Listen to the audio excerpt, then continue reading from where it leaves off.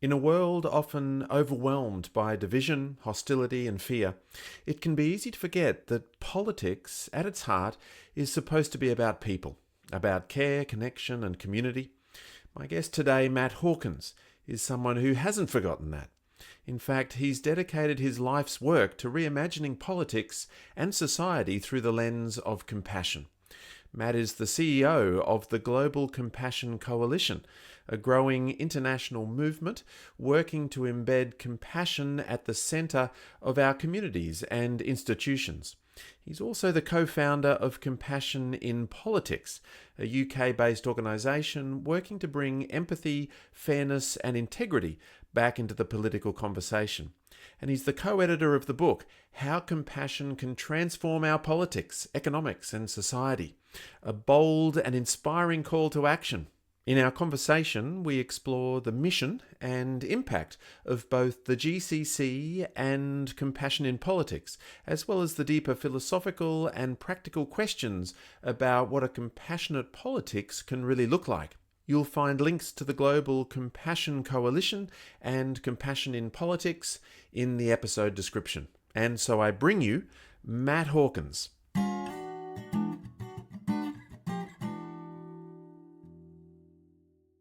Yeah. No, excellent. All right. Well, Matt Hawkins, welcome to Compassion in a T-shirt. Thanks for having me, Stan. I'm really excited to chat to you and thank you for, just giving me some of your precious time. I know how busy you are. I've actually just got back from my evening walk. I didn't tell you that before we got started, and so if I'm looking a bit flushed or anything, that's why. It's my self-compassion kind of a Very thing. good. Yeah. Yes. Put you in the right headspace. What do Excellent. you do in your busy life to keep one eye on yourself? Oh, great question, Stan. Thank you. We have a dog. We have a collie, and anyone who knows dogs and knows collies will know that they need an awful lot of exercise, sort of nonstop throughout the day. So there's that constant outlet there to take. I go off running with her, like a bit of tennis, like a bit of piano playing as well, to Oh, try and yeah. intersperse throughout the week. Yeah. Yeah. And it's No, I amazing just taking yourself away from for a few moments. Yeah. exactly. And I thought I'd ask because so much of your work is, kind of getting the word out there about compassion Mm. and trying to, I think you end up having a very kind of clear view of, in a sense, compassion for others and compassion for the world. And you're the CEO of the Global Mm. Compassion Coalition, which, of course, it's a sort of a big, bold mission right there in the name, really, isn't it? The Mm. the Global Compassion Coalition. I suppose for those who might be new to it, can you share a little bit about what GCC is all about and perhaps what drew you personally to this work? Yeah, well, thanks, Stan. Well, I'll start on the last part because in a way that's well, hopefully leads us up to what we're doing and what we're trying to achieve in the world. So um I had always been involved in advocacy and campaigning and strayed into working in party politics as well. And that experience after 5 or 6 years doing that, funnily enough, you're talking about trying to find those moments of compassion for yourself or looking after yourself. I think um, there is always that undercurrent working in campaigns or NGOs, charities, where people kind of try and give as much as they possibly can, and they end up in an environment which can suck a lot out of you and doesn't always replenish. And I was feeling like, frankly, pretty burned out. And it was actually my partner bought me The Compassionate Mind by Paul Gilbert, who Ah, many of your listeners will know very well. mm, And it's a little bit of a cliche, but it genuinely was one of those moments of just like, whoa, this is quite something to me. And it made a big impression. And personally, for me, in kind of just thinking about what I was trying to do and understanding some of the challenges or emotions I was going through, but also, especially, it gave me this renewed idea of what maybe um, my mission into could be in the world of advocacy and politics in particular. And so, my first thought was, wouldn't it be incredible if we could just get a small iota of this science and this knowledge into the political system? So I co-founded Compassion in Politics with Jennifer Nadel 2018, and sort of does what it says on the tin, really, trying to bring compassion into the way that politics works. Did that for 4 or 5 years. And then in 2022, because I'd sort of got to know more and more people, great privilege of knowing some incredible people out there in the world doing work on compassion, I was invited to be part of the Global Compassion Coalition, and have been CEO since January of this year. What we try and do is, in a nutshell, there is this incredible insight that is compassion, and feeding through that and kind of related to lots of other forms of indigenous wisdom and philosophy that all circulate around this central core idea of common humanity and interconnectedness. And to us, that is antidote makes it sound very, very simple, but it's, for the purposes of just kind of trying to make it quite simple, the antidote to a lot of the kind of problems that we have in the world at the moment, people feeling very disconnected, people feeling like there's been a dehumanization of society, and we want to create the space and the platform and the resources for people who feel that way and want to try and imagine something different, something that is based on compassion, systems and societies based on compassion, to come together and do that. So we're actually going through, quite a really interesting period of sort of reviewing and reforming how we work. But in essence, it's an invitation to people to come in, to form groups depending on their pain and passion, to connect with other people across the world who are also looking to do that work, whether you work in healthcare or education, or you're interested in community action or politics, and to start making change happen. Because for us, I think the two strongest things that are holding back change a lot of the time is that people feel completely disempowered. They don't realize that they can be agents of change, and that they're not connected to other people. This sense of disconnection does disempower us, this fact that we don't come together into coalitions and into groups to make change happen. And so we want to be the vehicle that helps people to do that. So yeah, that's the GCC in a nutshell. Yeah, thank you. The personal part of that at the start, it's almost like compassion really has long been your motivation. You've done advocacy work. You've sort of been at the coalface, really, of trying to help alleviate or prevent suffering, in a sense, and it's long been your motivation. And then it came into sort of just sharper focus as compassion itself being your mission, in a way. And then you started to really kind of find ways to bring compassion into the world. The GCC is really about uniting people around the world to build more compassionate societies. I think I read on your website somewhere, and it's a powerful aspiration. What does that actually look like in practice, I guess? How do we turn that vision into a reality? Yeah, well, yeah. It is the challenge, I think, that is always at the back of our minds. Are we trying to do, there's the risk you're trying to do too much, I think.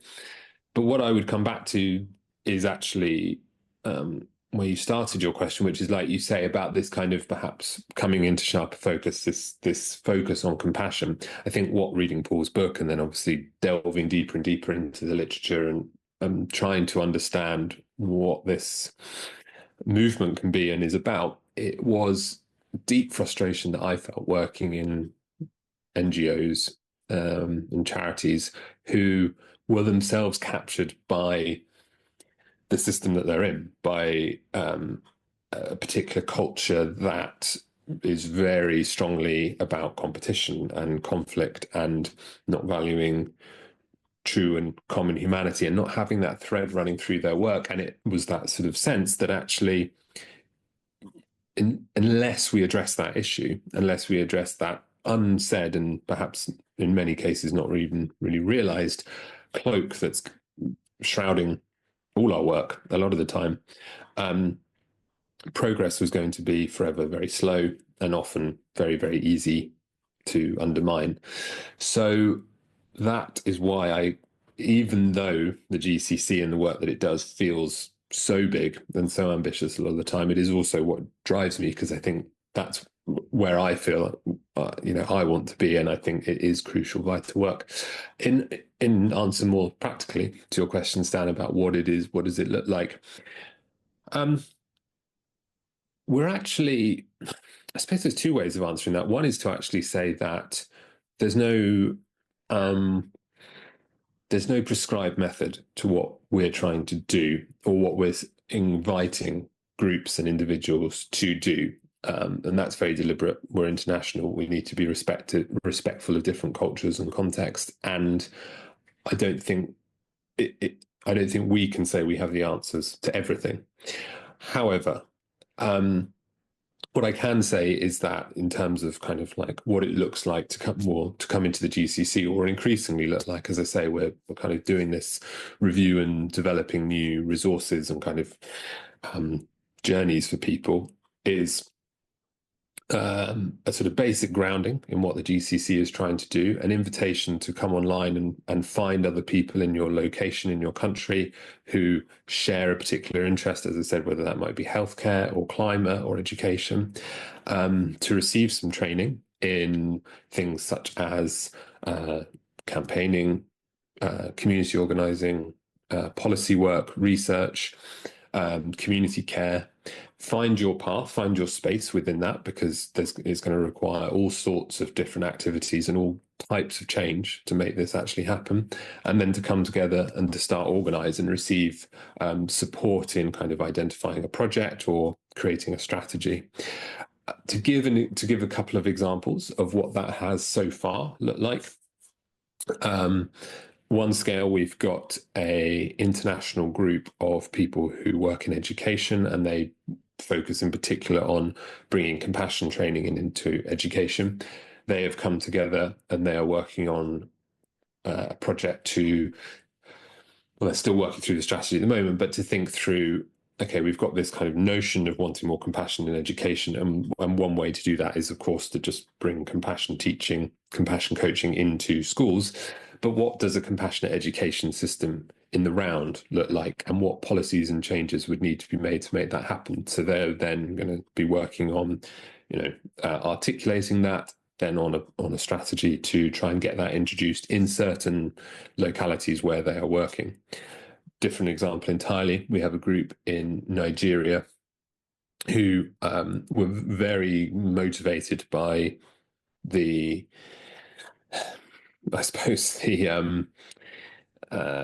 strong opposition they felt to the prison system in Nigeria, which is very, very punitive, very based on kind of ostracizing, separating people from society. And they wanted to, their passion is to try and change that. And what they're doing is slowly bringing in compassion coaching into prisons as a way of kind of showing these are humans too. And they do skills training as well, so that people can have skills when they leave prison. They try and bring the community into the prison so that there's this kind of, people are not being completely isolated from society. And they're trying to set that up as a model that then can be spread across regions of Nigeria. They're working in South Nigeria at the moment. So those are two quite contrasting examples of how ideally it will work. And the more we do, and the more more activities that start to come out of the GCC, the more we'll learn, and the more we'll be able to reflect back to people who are coming in, examples and case studies of what can be done in their community. It's going to require for a while people who just step in and kind of go, I don't quite know exactly what this is going to look like, but I'm going to give it a go. And with more and more examples, I think we'll start to see, that answer to your question, Stan, of what does this look like, might even come into clearer focus. Yeah. Yes, this is a bit of a silly thought that's popped to mind in a way, but I'm sort of looking forward to the next season of Andor coming out, which of course is the Star Wars sort of, world, Mm. universe. And that's all about the 4 years leading up to the rebellion proper, and it's all of these disparate groups that are around the galaxy, far, far away, and their efforts really to not be in opposition of each other, but to really bring them together. We're sort of we're stronger together, sort of a thing. And as I say, I'm not sure if this is quite the right metaphor, but in some ways that's kind of one of the key things that the coalition is trying to do is there's a Yeah, lot of people doing good work out there, I suppose, exactly. and Yeah. and sometimes there can be a competitive edge in there somewhere, or I mean, even from the point of view of, I guess there are limited funds, for example, and so Yeah. often NGOs have to compete, to sort of get the funding or that sort of thing. Mm. But there's so much kind of collective wisdom. We bring everybody together in a sense, or at least have a common ground, a sense of that common humanity, as you say, and Mm. we can be stronger together. The the question of what one does is always it's an interesting one, even for Mm. my work in compassion focused therapy and self compassion. It's often one thing to be sensitive to suffering and engage with it, but quite another to work out compassionate action. What to Yeah. do, and Mm. that's kind of the $64 million question. Well, I'm never going to turn down an opportunity to make a Star Wars reference or to try and support your efforts to align what we're doing with Star Wars. So Yeah. I'm very on board with that, Stan. Thank you. I won't even bother to interrogate it. I think that's great. I mean, but in also in truth, you're absolutely right. That is the notion of the way we work. We don't want to be top down. We don't want to direct people to do a particular thing, because I think at that point you stifle creativity. You start to become the antithesis to the type of society that we want to be in. And the truth is that, this term, the polycrisis, gets used a lot, and I think there's certainly some truth in it. These things are complicated and complex. And the minute we start to sort of say, well, this is what a compassionate society looks like, take this away, introduce this where you are, we're not getting it, And so the aim is to, like you say, unite them behind at least kind of shared set of values and a mindset and a worldview, and where possible, to find these opportunities for alliances. So one thing I didn't say is, of course, there is a role for us to form partnerships, and we need to create a strong base within the GCC of our members, and for them to find their space, know their activities, train, learn their skills. But as they start to develop projects, the aim will then be to find these partners out there in the world who can bring in even more resource and more support to double, triple the efforts of what they're doing. And along the way, there will be times when we, the GCC, kind of direct particular international campaigns, but they'll come from the members. I think that's really important to us, that I don't know whether we would describe it as grassroots, because I think that is one particular way of approaching it, and we're international, and it's hard to say we're just grassroots. But I think to learn from what our members are finding out works, and spotting opportunities to take that learning and run an international campaign or project, will be something we'll be doing further down the line. And then on your final point, Stan, I think hopefully what we will be able to provide in the GCC are some tools and resources for people to find their path, to do more perhaps than they are doing at the moment. And I think,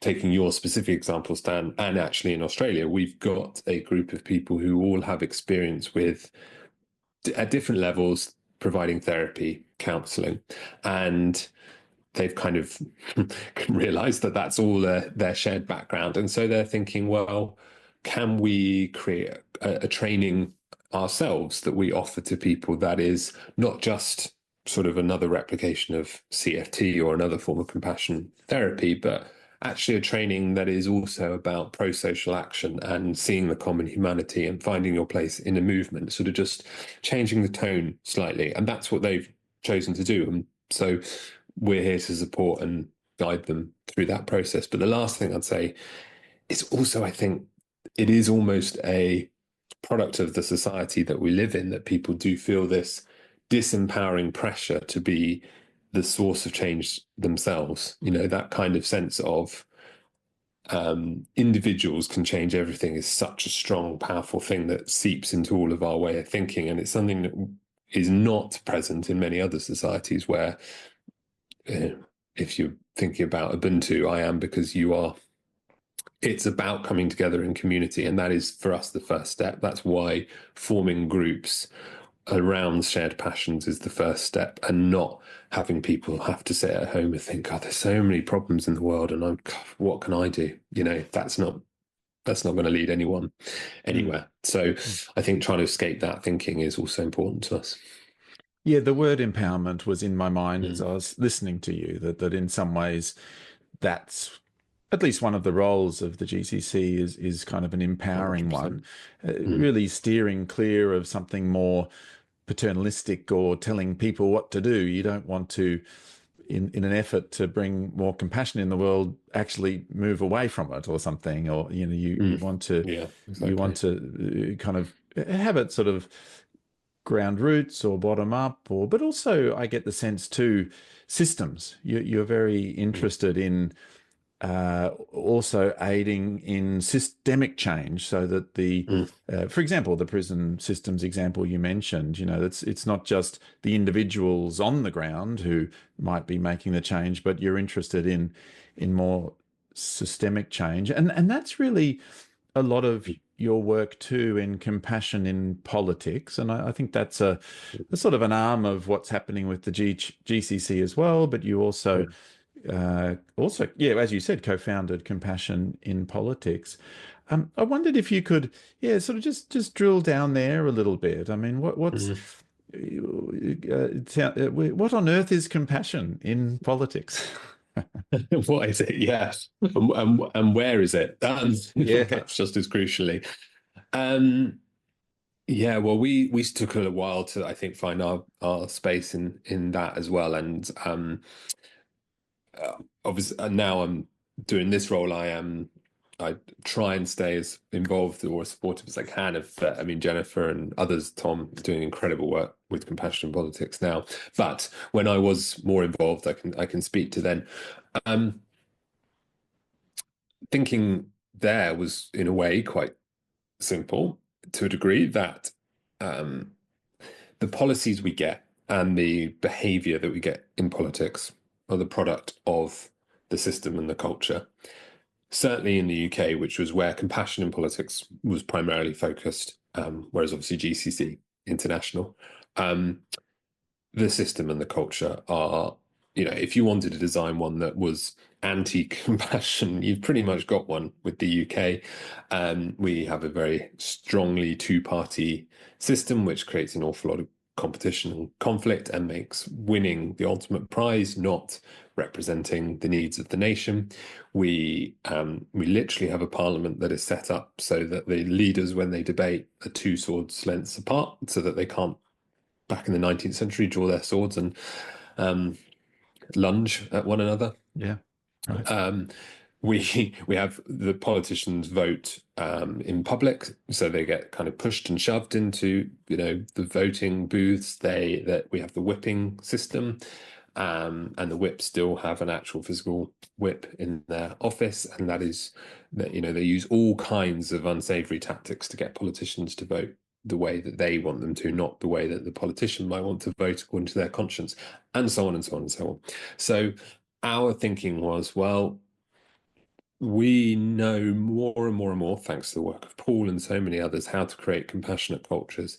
Let's try and bring just some of these ideas into the political space. So some of the things we've been working on are rules around honesty, requiring that politicians are honest with one another and the public.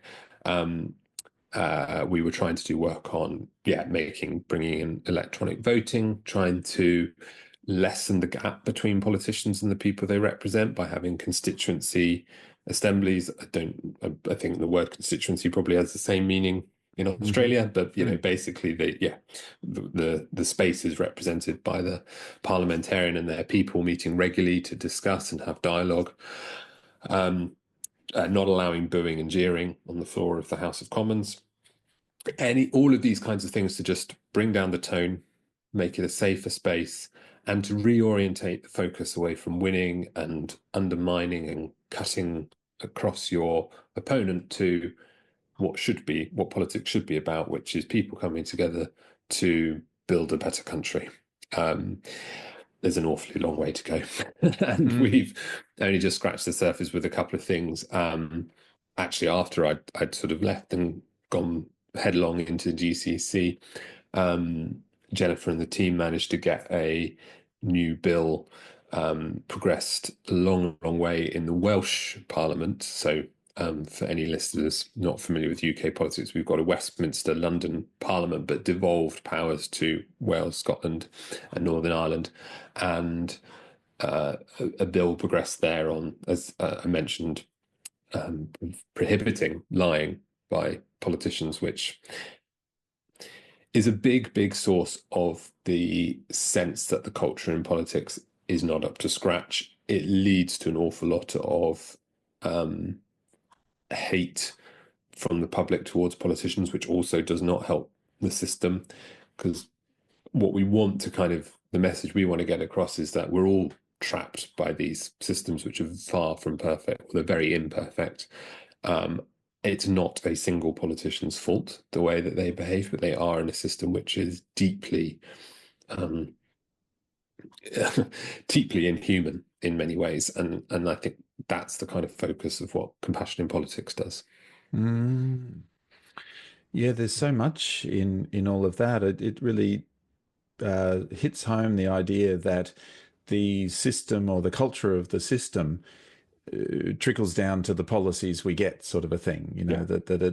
It's that the context there is so key, and really it's a context of competition, sort of at best, really, but beyond that, it's a real kind of culture of even manipulation or deceit, or kind of winning at all costs type stuff. And it has a long tradition, by the sounds of it. I mean, the two sword lengths away to ensure that one side or one leader doesn't stab the other leader. I guess I am getting I've been interested lately in the French Revolution, which on the one hand was the beginning of sort of enlightenment in politics in a way, and in the sort of trying to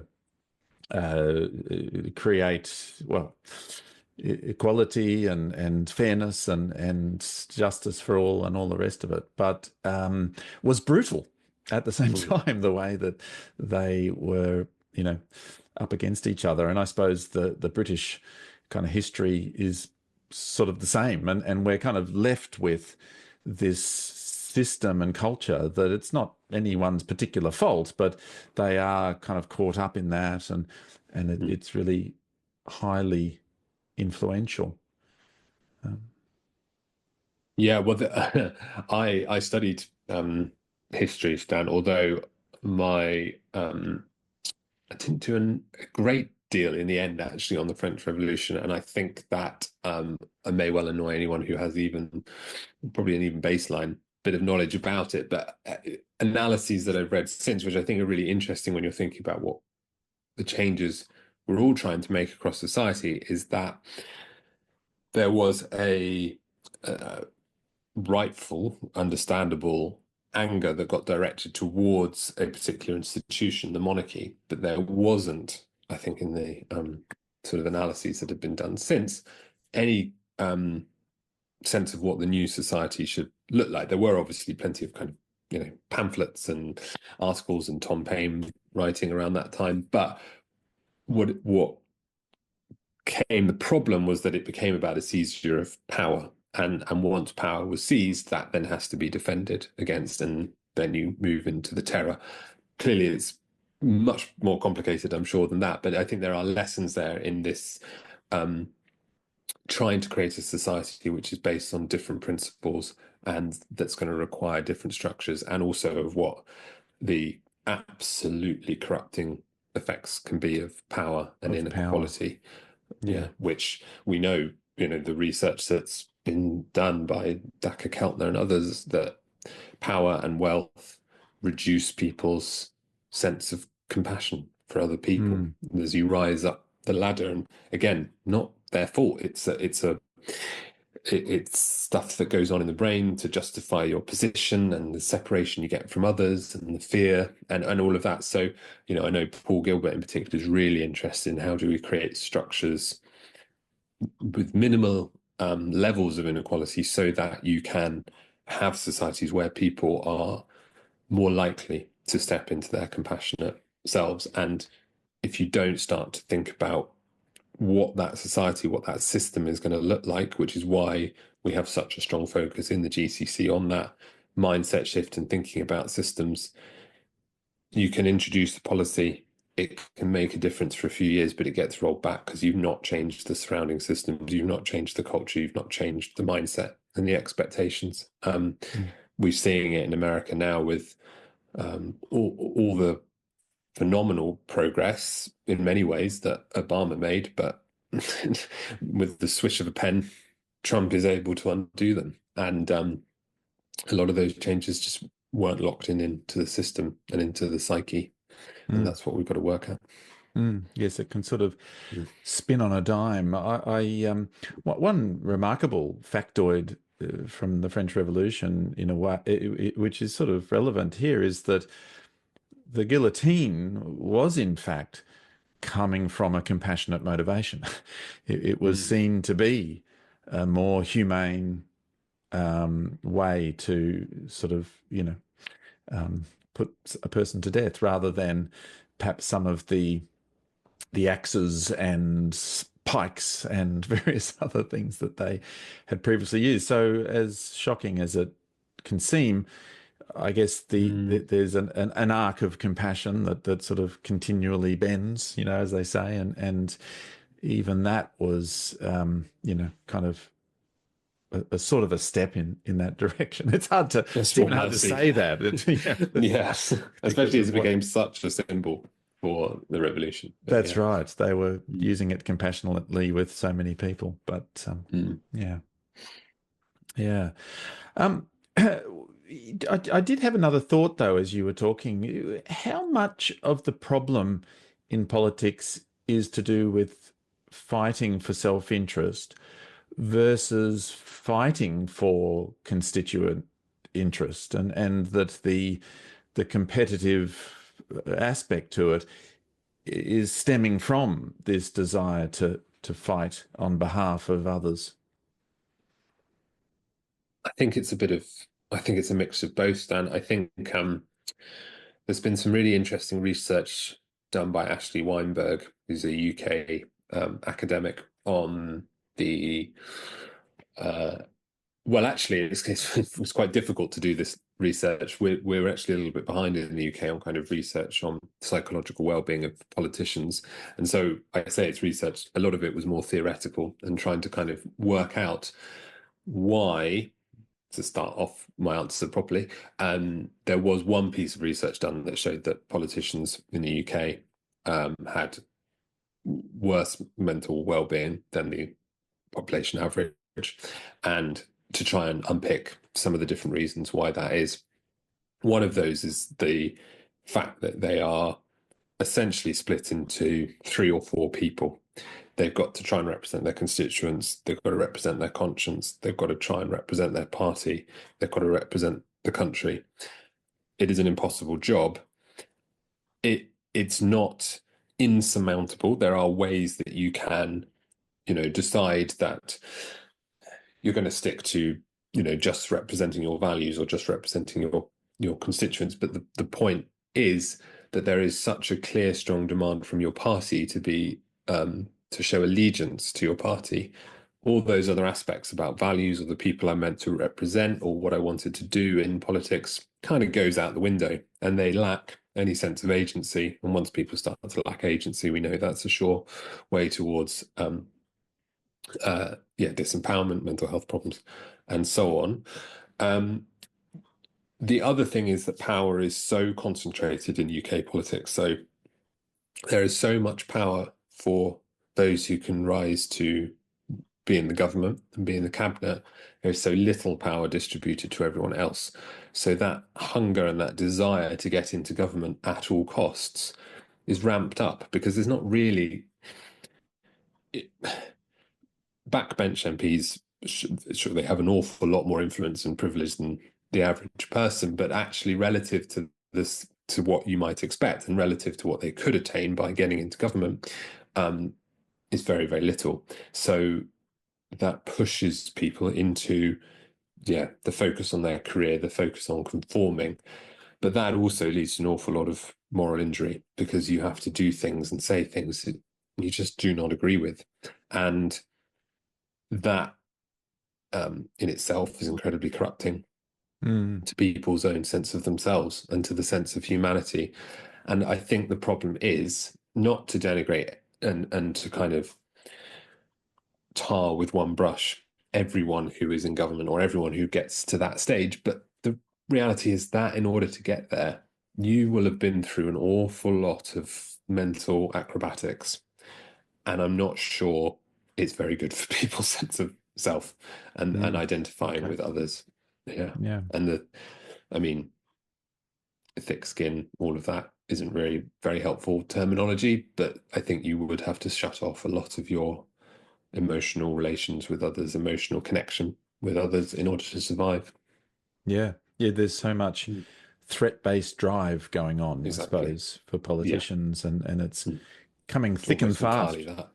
Yeah. It's coming from everywhere, and actually, that last bit you said is interesting because where do the self-conscious emotions fit in, and can they be a part of it? That they have to probably turn off things like self-consciousness, let alone sort of embarrassment or shame, which, as painful as some of those emotions are, they provide little guardrails for us, They do. evolutionarily speaking, and yet to be able to survive in that threat-based drive environment, those aspects need to really be dialed right down.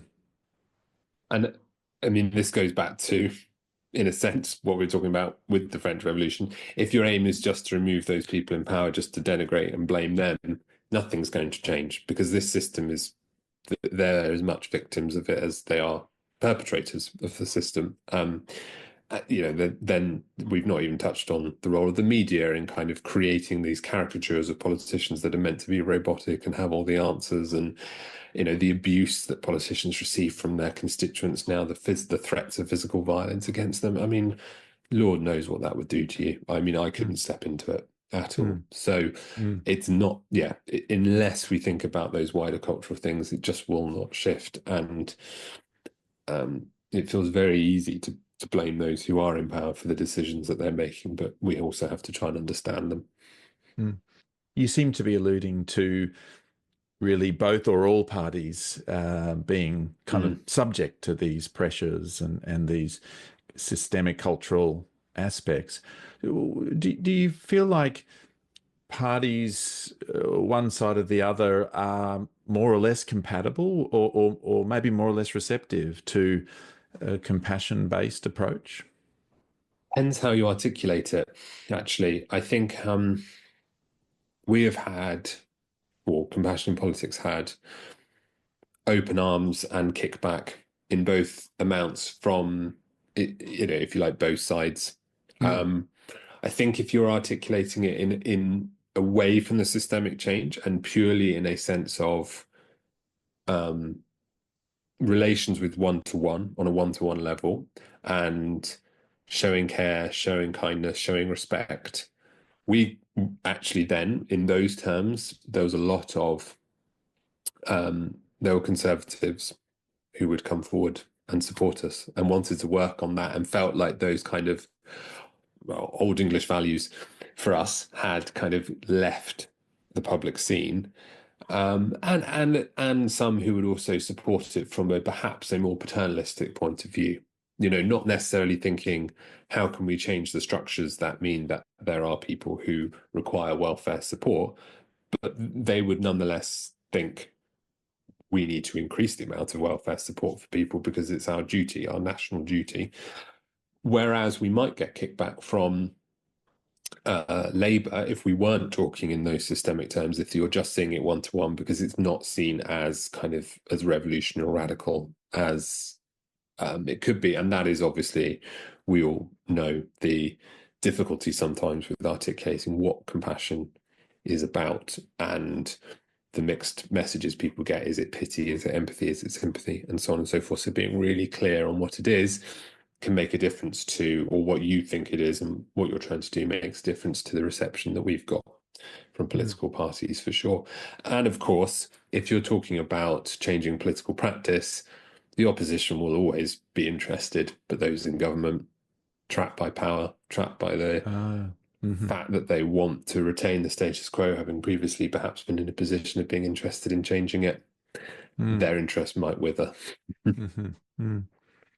Yes, I think I'm really interested to hear you talk about all of this, because politics, in a way, over the last X number of years, just has become such more pervasive in our lives. I think and it sort of seems to, for want of a better word, infect us all in a way, and those really us and them, tribalistic, left and right, all of those more oppositional feelings and behaviors and so on just seem to be everywhere. And I suppose that was I just was wondering, like are people on various sides, as able or interested to engage with compassion? And I suppose the answer is yes, although they'll come at it maybe from a different angle. And that really speaks to this original question we had, which was the notion of, compassionate action and what is it? And I suppose there's definitely more than one right way to do it, really. And I suppose the debate there is kind of cool. It's when the extremes come in, or the more authoritarian sort of ends of the spectrum, which perhaps really aren't so interested in compassion at that point. That it's sort of now a different conversation. Yes, I think that's true. And I think we as an organization in any campaign has to kind of be able to offer different routes in for different people depending on their circumstance and their background and ways of thinking, that hopefully eventually leads to a common place. For us, I think always that common place will be common humanity, that opening the doors to so many other ways of thinking about things. And so if someone comes into us because they have a religious background, and they kind of believe in the Good Samaritan narrative, and that might be one place to start with, but then you can get into thinking about, okay, well, why is it that society, why is this an issue? Why is this person in particular need of help? And are there what is truly compassionate is to remove those causes that is leading to that situation, so it's not perpetuated again in future. But we know that people need to be resourced in order to do that as well, and that people's circles of compassion do tend to contract under systems of fear and stress and anxiety. So as well as inviting them into thinking in those ways, we try, and increasingly we'll try and do more and more, to create spaces where people can just come together and feel a bit of rest and restoration. One of the things that we've kind of piloted and will be redeveloping again is compassion circles. So people get to come together and they learn a little bit about compassion, but more importantly, they take some time for self-reflection, and they hear from other people about their own pain and suffering and joys and loves in their life. And in a way, it's kind of strange that this should be so effective and so powerful for people, because you just think, God, what a sign that people really don't have these opportunities to connect deeply on a day-to-day basis, not even sometimes with family and friends. So we're carving out those spaces where people can do that. And we find that in itself is often a way for people to bridge. There's an awful lot of work being done, and we're not trying to be experts in it, around bridging differences, but just having that confidence with one or two other people to kind of listen in and put yourself in their shoes can strengthen that muscle and enable you to go out and do it more and more in your community. And that is what we need more and more, is people stepping out of their silo, stepping out of their particular circle of compassion and extending it, because like where we started out with the complexity of the problems we face, we're not going to solve them just by one group of people. Just politicians alone can't solve them. Just doctors can't fix the health service. It's going to require people working across, multidisciplinary, lots of different perspectives, if we're going to shift these very, very entrenched systems and ways of thinking. Mm.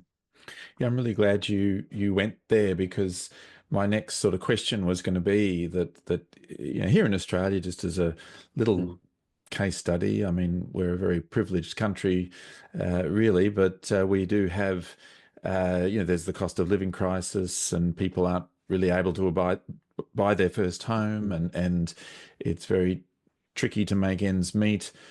We've got a federal election coming up, so we're about to get bombarded with, or it started with getting bombarded with, various messages, often coming from that competitive, threat-based drive kind of place.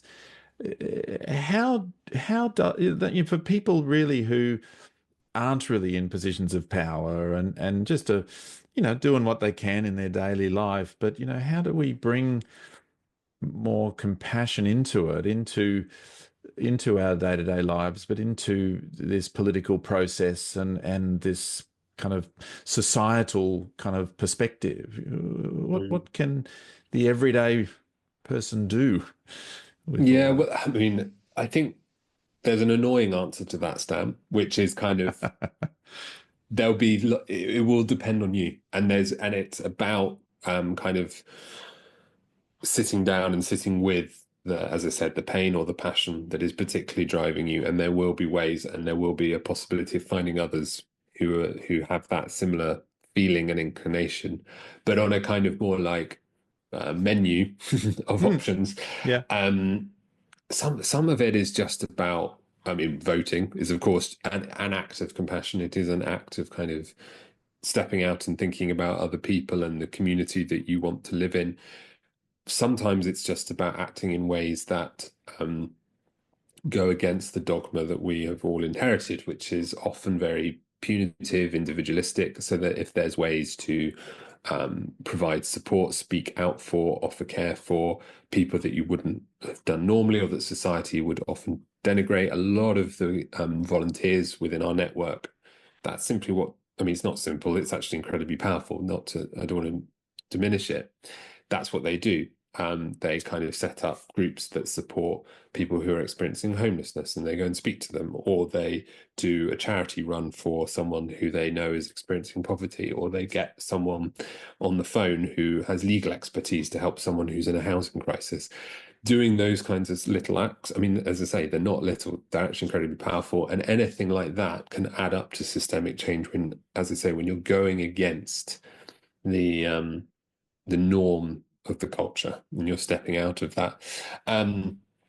Of course, getting involved in your local party, if you're particularly inclined that way, identifying with a local issue that you really want to bring up and promote to politicians who are seeking election at this time, thinking about how you consume news and how you analyze the news that's coming to you, from what frame, what kind of assumptions are coming through in the way that you respond to that, what you share online if you are active on social media.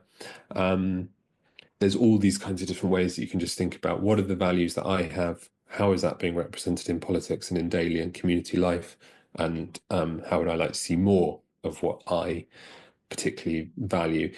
It can be really hard to, particularly at election time, when it can feel very transactional. And so building relations as well for the future with politicians can be a really important step. Now they're turned towards voters. They want your vote. Not letting that moment pass when you've got the maximum opportunity to kind of connect with them for the future is another important thing. That's a long and helpful list. Thank you. There's a Okay, number of good. things. Yeah. Yeah, no, a number of Yeah, things there. good.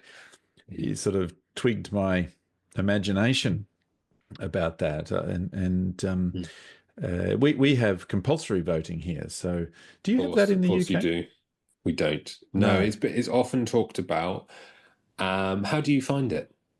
Like, what's I your kind of actually, perspective on it, Stan? my perspective is I like it. I think it's Mm, good because mm, I think it just really, I mean, it's one of those ones that's a double-edged sword, isn't it? Because it's compulsory, so that feels like it's top down. But on the other hand, mm, it provides a sort of a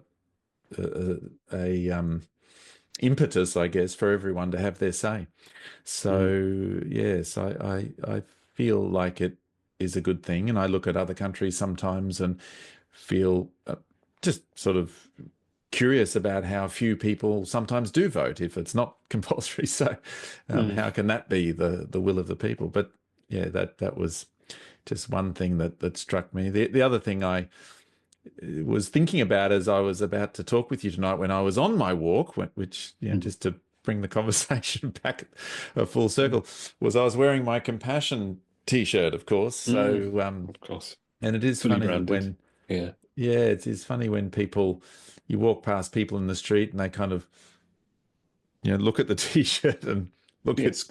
It's got look the at eyes. me and, Yeah. you know, Mm, but I really do appreciate, um, yeah, well, the way you and the GCC are spreading the word. What can people do, or where can they go mm. to get involved and all that sort of thing? Oh, thank you, Stan. Excellent. It should be globalcompassioncoalition.org, and you can sign up there. The website is actually undergoing a period of change. So come uh, July, August time, it will look a bit different, and it should be clearer where people can go to take action. But at the moment, they can go there to find different topic groups. They can find community groups. They can find the circles that I mentioned. Plus, there's training and practices if you're kind of just wanting to develop your own individual, um, kind of inner sense of compassion as well. There is a podcast as well that is released once a month. That's interviews with people doing research on compassion, plus normally 3 to 4 events a month. So you can just come along and hear from people talking about policy, policy change according to compassion or personal practice or whatever it may be. Lots of different avenues. Brilliant. Well, I was looking at the website today and it's pretty good. I found it easy enough to navigate, but I'll look That's forward good. Thanks, to Dan. see. I'll feed that back. I'll Yeah. add that to the positive feedback. Yeah, no, Yeah. definitely. I thought it was Mm. great, and I'll look forward to the upgrades, and proudly Yeah. found myself on the list of founding supporters. So that was exciting to You're see integral. Thank you, Stan. the piece there. But yeah, Matt Hawkins, thank you for your efforts over many years, by the sounds of it. Thanks Mhm. for your efforts with the GCC, and thank you for speaking with me on compassion in a t-shirt. Oh, well, thank you, Stan. It's been wonderful. And thank you as well for like all the work that you do in Australia and beyond, bringing compassion to people like in the one-to-one setting, but also doing this work to try and spread the word, as you said. So really appreciate it.